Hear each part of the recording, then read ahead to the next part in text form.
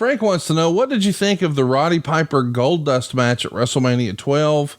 Of course, this was an interesting match where I think part of it was pre-taped. And then they did the cutaway with the silly OJ chase. And then the match wound up inside the arena.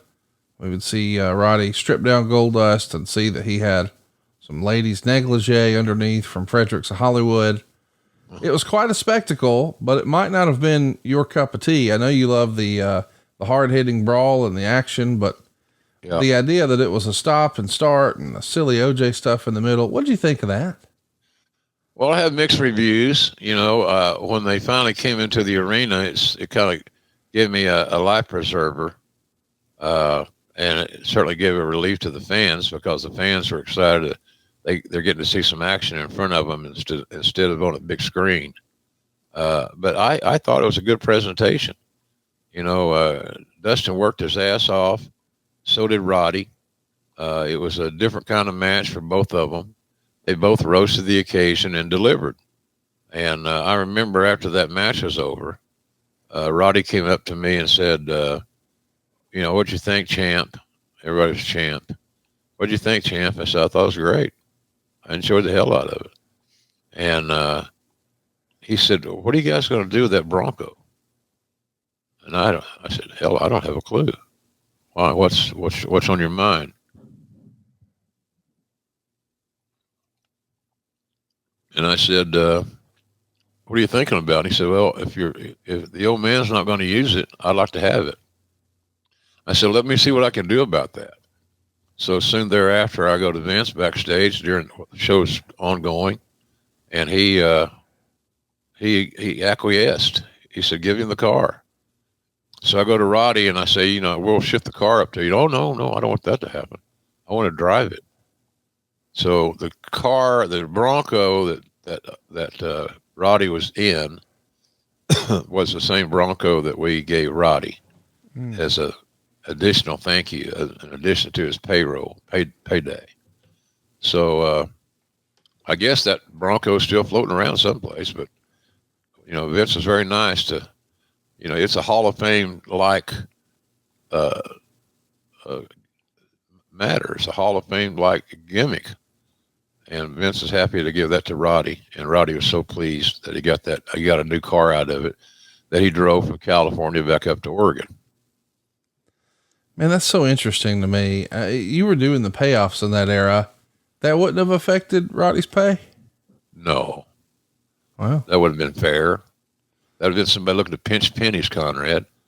It's not, it didn't work. Vince did a lot of that. I mean, Shane Douglas has been on record as saying they wanted him to go get a new shirt for a promo. So they sent a guy out to get a shirt. It was like a polo button up. Nothing super fancy, but a nice shirt. And then when he got his stub, it was deducted from the paycheck. Wow. So I wasn't aware of that. So the idea that we're dinging guys for a polo, but gifting other guys a vehicle is, well, I guess it's Rowdy Piper.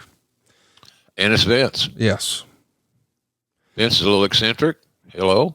Yeah. Rowdy, a little eccentric. Hello. They both were made happy. Yep. So I feel like I did my job. Oh, no doubt. Two of the key guys in that whole equation found themselves with some more gimmicks, some more gifts, so to speak. And I was glad that I could. All I did was facilitate it. Right. I'm just the guy that went to Vince and said, "Hey, Rowdy's interested in the Bronco. Do you want to sell it to him?" And I knew when I said to him meaning Vince, pronoun boy, that he wanted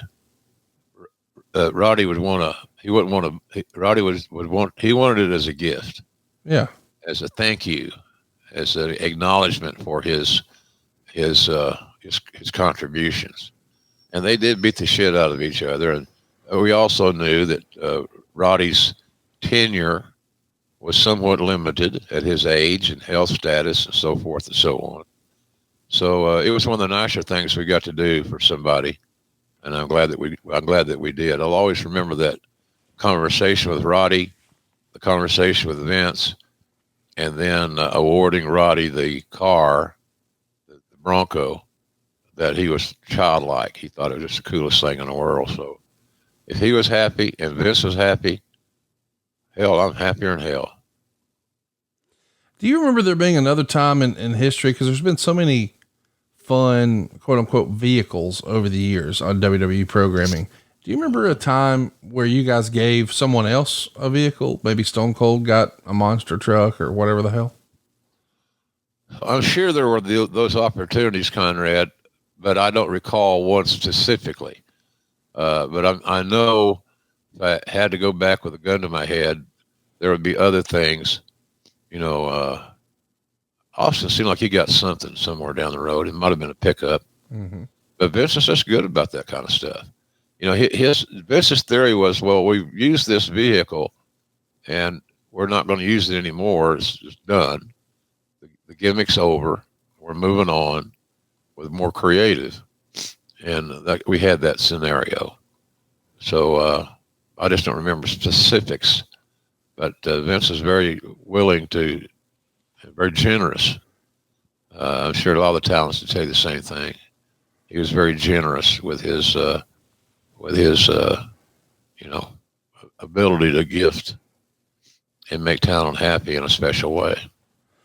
Let's talk about royalties here for a minute. FF Handbook has such a great question about merch. He says, let's say an individual talent gets $1 royalty for a shirt.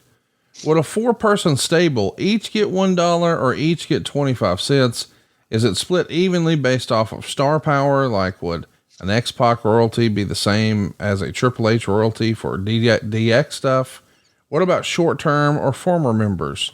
That's an interesting question because we've talked to Eric Bischoff before, and as he understood it, when the NWO went back to the WWF, they continued to pay royalties for the NWO to Hulk Hogan, Scott Hall, and Kevin Nash. Of course, Eric Bischoff didn't participate in that. He was not a part of that, but how does that break down? Were you ever involved in that? Can you shed any light on the math and the way you guys arrived at those numbers?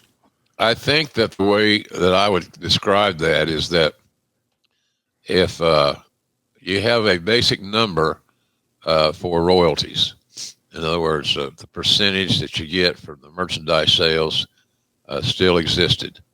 If you had 4 guys getting paid off one garment or one item, like a collection of action figures, then you split it.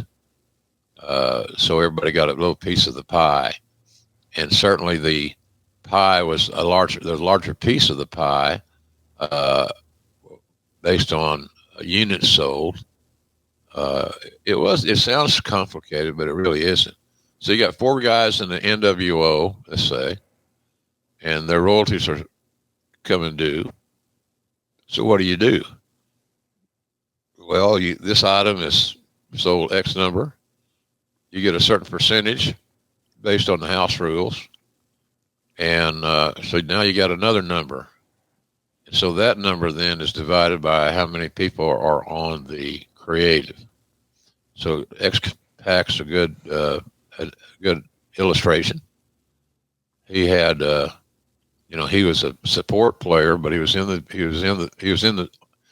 team picture, shall we say. And that's how that worked. He paid everybody that was involved, and it worked out pretty good. Nobody's going to be completely happy with the royalties. They're happy when they sign their contract, and then they're not so happy when they get their royalty check because everybody always underestimates how much the royalty check is going to be. So, and the way you make your big money is that you're the only person, like a Stone Cold action figure. So it's just simple math, really. And I didn't really have too many guys complaining about it. A lot of them, like I said, the most common feeling, Connie, was guys thought that they should be paid more because they didn't do any math before the release of their money for the royalty. It didn't change. It wasn't a brother-in-law deal. It was shared equally if it needed to be. And but by and large, it was just new money for the talents. WWE had the most refined royalty system in all of pro wrestling for forever. And that's kind of how we settled that thing. It really wasn't a settlement. It was just common sense and how that thing worked out.